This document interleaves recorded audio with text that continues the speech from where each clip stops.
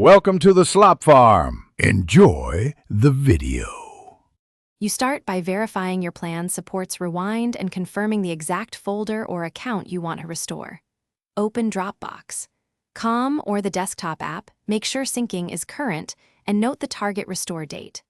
Once done, navigate to Files, select the folder or root account, and choose History or Rewind. This initiates the rewind flow. These steps make sure you're working on the correct dataset, so you avoid overriding recent good changes when you proceed. Next, use the rewind timeline to move to the desired snapshot. Drag the slider or pick a date to narrow results. Review the preview list. Dropbox shows added, removed, and modified files, so you can inspect what will change. Expand folders and click a few key files to open previous versions. This confirms you're restoring the right state.